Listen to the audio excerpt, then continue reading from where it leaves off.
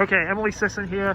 Pretty comfortable win in the 5K, dipping under 15 minutes there. I mean, how you feel about the race? I felt really good, actually.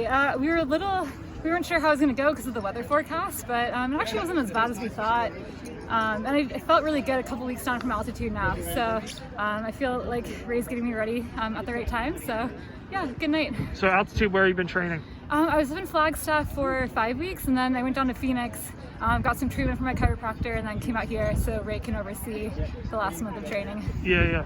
And you're only doing the 10K at the trials, is that right? Yeah, I would have done both if it was reversed, but the 10K is my better event, so it just makes sense to kind of put all my eggs in one basket and go for that. Yeah. But, I mean, do you think it helps you with some of those 5K women having to double back now when they, would have to they'd be running 10K fresh at the other schedule? I think that double is actually pretty doable because they have enough days in between, so I actually think they'll be fine. Definitely not counting anyone out, but yeah, it was actually kind of interesting. I know they were talking about different ideas with the 10K, and a prelim was thrown around, and that would have really messed with people's plans. So yeah, I think it's not going to affect anyone though. Well, they're doing 2 heats though. I know. So yeah. what do you think about that?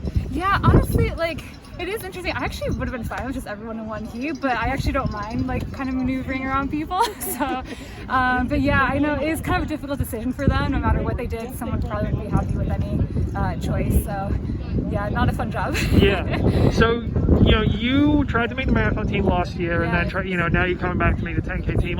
Do you feel like you're in a better spot right now than you would have been had the trials been 2020 and you're coming back with the shorter window? Definitely. I was just telling Carrie that I definitely benefit from the year off. I just kind of needed to reset and work out some kinks, and had the trials for the track happen in 2020, I would have worked really, really hard to be ready, but I'm pretty realistic, and I know, just knowing how long it took to come back, I probably wouldn't have been in the mix had they happened last year. So the extra year definitely benefited me getting those track legs back. Yeah. And how do you feel, going into the trials now, how do you assess your chances of making the team? I know it's going to be a really tough team to make, so I think I'm up there in that mix. I know I've got a good shot, but it's kind of like the marathon trials. There's so many good women that it's going to be a tough day. I just kind of have to do everything I can to get there as good as I can. Yeah, because I think we saw, a few months ago, a couple of the Bowerman women, Craney and Schweizer both ran 30:47, which that's right around your PR, right? Yeah, so they were 1 second faster, or 2 seconds faster,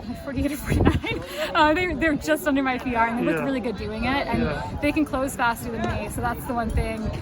They can close in a 65 last 400, whereas I'm more 67. So they'll be tough to beat. It's going to be an interesting challenge with a bunch of people in the next marathoners coming down and 15 5K runners stepping up. So yeah. But do you feel like the onus is on you to make it fast because you might not be able to outkick some of those women? I do think people will expect it, but I think they'll expect it from a few people. And I think also it depends on the conditions too. You never know.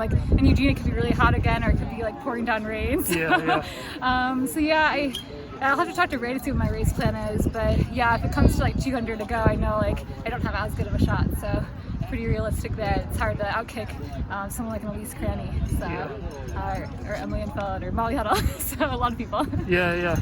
All right. Well, nice run tonight. Congrats on the win, and see you in Eugene hopefully. Thank you. All right.